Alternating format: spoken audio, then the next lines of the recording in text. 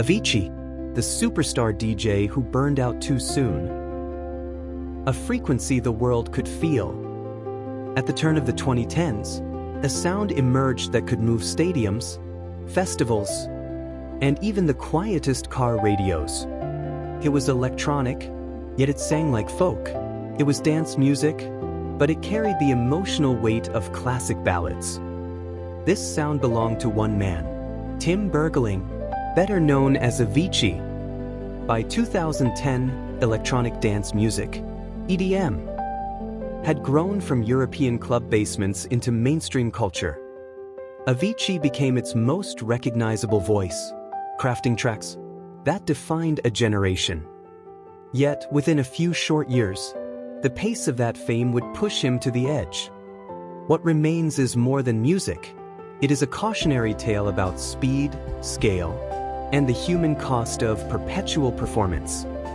The story we tell today is both a celebration and a warning.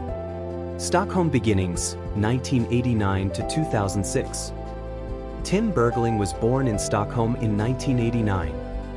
Sweden offered an unusual combination: access to music education, a supportive social structure, and a compact city that concentrated youth culture. Creativity was valued. Experimentation was encouraged. As a teenager, Tim became obsessed with online communities. He explored file-sharing forums, production message boards, and early YouTube tutorials. MySpace pages became his early stage, allowing bedroom demos to circulate globally with nothing more than a computer and a dream. He discovered basic digital audio workstations, learning by trial and error. While his peers often gravitated toward harder, abrasive sounds, Tim was drawn to melodic, optimistic chords. His early tracks were clean, bright, and uncluttered, music that felt like sunlight through speakers. From this early experimentation, he learned a vital lesson: resonance beats complexity. The melody that worked on laptop speakers at low volume could captivate tens of thousands at a festival. By 2006, Tim had posted dozens of tracks under various pseudonyms. Each iteration taught him more about audience reaction, structure, and hooks. The path from bedroom to global stage was only just beginning. Discovery, discipline, and a name, 2007 to 2010. By the late 2000s, Tim was releasing a steady stream of demos online. Scandinavian club culture offered a local testing ground. The internet offered a borderless one. It was during this period that he adopted the name Avicii, a reference to a Buddhist term. Short, unique, and searchable, the name would become synonymous with a new era in dance music. Avicii's early tracks were consistent rather than flashy. Clean kicks, bright supersaw leads, and harmonic builds defined his sound. Bloggers and tastemaker DJs began sharing his music. Slowly, a global audience formed. He observed something crucial. The logic of the internet mirrored the logic of club culture. Consistency, frequency, and reliability mattered, whether uploading tracks to MySpace or spinning records for a packed dance floor. Avicii learned to lean into both. By 2010, the pieces were in place: signature sound, an online presence, and the first stirrings of recognition outside Scandinavia. He was ready for the breakthrough that would define the decade. Levels and the global breakout, 2011 to 2012. In 2011, Avicii released a track that changed everything: Levels. It fused a gospel soul vocal sample with soaring synths and a kick drum designed to feel inevitable. It was not just a song, it was a phenomenon. Nightclubs, college parties, European radio, American sports arenas. Levels landed everywhere. No translation required. Its energy transcended borders. With Levels, Avicii became a global headliner. He wasn't the first European DJ in America, but he was among the first to convert club audiences into mainstream radio listeners. The music industry began to pivot. DJs could cross into pop. Pop singers could dominate festival stages. Avicii was at the center of this shift. The breakout brought new obligations. Festival bookings multiplied. Club residencies demanded presence. Europe in summer, North America in spring and fall, Asia and Australia in between. Avicii's calendar became a grid of flights, hotels, sound checks, and 90-minute sets in front of tens of thousands. Momentum was rewarded. Pause was punished. Levels was more than a song. It was a blueprint for modern dance music. Melodic, clean, universally appealing. It marked the start of a global journey, exhilarating, lucrative, and unforgiving. A new pop grammar, country, folk, and EDM, 2013. In 2013, Avicii arrived at Coachella with something different. For years, dance music had relied on electronic loops, pumping bass, and festival-ready drops. Avicii experimented with folk instrumentation, acoustic guitar, country rhythms, and bluegrass phrasing merged with EDM structures. The result was Wake Me Up, featuring soulful vocals and a folk pop verse that exploded into a festival-ready EDM drop. Critics debated its audacity. Fans adored it. The single topped charts in dozens of countries, became a radio staple, and defined the sound of a decade. Avicii learned that innovation invites scrutiny. Some festival purists resisted the folk crossover. But the lesson was clear. Bold ideas often encounter initial discomfort before triumph. This was more than a song. It was a statement. Avicii's melodic instincts proved they could transcend genre, geography, and expectation. Yet, behind the success, the machinery of global fame was accelerating. The tour economy and the human body, 2012 to 2014. Success had a cost. Avicii's touring schedule became relentless. Stadium festivals, club after-shows, sponsored events, private bookings. Sleep was fragmented, meals irregular, adrenaline spiking and crashing daily. In 2012, he faced his first major health scare, acute pancreatitis, exacerbated by years of stress and alcohol. Hospitalization was necessary. Recovery demanded rest and moderation, luxuries the tour calendar rarely allowed. Even as he recovered, the carousel resumed. By 2014, further complications required surgeries, forcing canceled performances. Outsiders saw missed opportunities. Insiders saw triage. Avicii faced a stark choice: meet relentless market demand or protect his health and risk losing momentum. This tension between biology and industry became a recurring theme. Avicii's story was no longer just about music, it was about survival in the machinery of global fame. True stories and the weight of expectation, 2013 to 2015. Avicii's first studio album, True, 2013, validated his experimental instincts. Dance structures intertwined with singer-songwriter frameworks. Acoustic textures blended seamlessly with electronic power. Critics debated genre. Audiences streamed and bought at scale. In 2015, stories pushed boundaries further. More pop authorship, mid-tempo experiments, deviations from festival orthodoxy.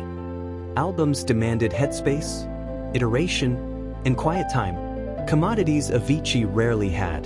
The tension between performance and creation intensified. The public saw chart positions and sold-out events. Avicii felt the relentless pressure of deadlines, travel, and expectation. Signals in the noise, anxiety, isolation, and attempts to slow down, 2014 to 2016. As bookings mounted, so did anxiety and exhaustion. Success appeared effortless externally. Internally, it was a physics problem of scale. Resting between flights was nearly impossible when each day demanded output. Avicii attempted to slow the cycle, canceling runs, retreating to production, seeking moments of normalcy. But pressures remained. Brand partners, promoters, and fans all expected continuity. This was the paradox of his era. The same digital platforms that accelerated his ascent demanded constant feeding. Step off the treadmill, and algorithms deprioritized you.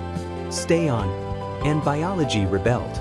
Avicii navigated both with mixed success, the tension between human limits and global expectation growing ever sharper. The decision, retiring from live performance, 2016. In 2016, Avicii announced he would end touring to preserve his health and regain control of his life. For a name synonymous with the festival era, this was shocking. The decision marked a break with an entire industry model, acknowledging the hidden cost of non-stop visibility. Remaining commitments were completed with care. Final shows became a farewell ritual, closing a defining chapter of modern dance music. Responses were mixed. Admiration, confusion, speculation. For some, it meant withdrawal from music. For others, a pivot to studio craft. Behind the scenes, the challenge was structural. How does a global brand sustain itself without live throughput? For Avicii, the answer was to write, returning to the core of his creative work. Return to the center, writing without the stage, 2016 to 2017. Freed from touring, Avicii focused on composition. His work leaned toward refined songcraft and melodic clarity, culminating in the Avicii 01 EP in 2017. Tracks were measured, polished, and melody-forward, without the pressure of festival dominance. Yet even without touring, external obligations remained. Marketing schedules, release deadlines, and contractual commitments. Creative momentum battled against the residue of years of strain. Avicii navigated this precarious balance, seeking both artistic integrity and personal sustainability. Oman, April 2018. In April 2018, Avicii traveled to Oman, seeking a pause from professional pressures. The trip, intended as respite, became the setting for his tragic death. On April 20, 2018, news of his passing by suicide reached the world. The shock was immediate and global. It revealed the stark contrast between the joy his music delivered and the private struggle he endured. In retrospect, prior hospitalizations, canceled shows, and the decision to leave touring appear less as career milestones and more as survival maneuvers. The questions that followed were urgent and practical. What could have been done? And what can be done now to prevent similar tragedies?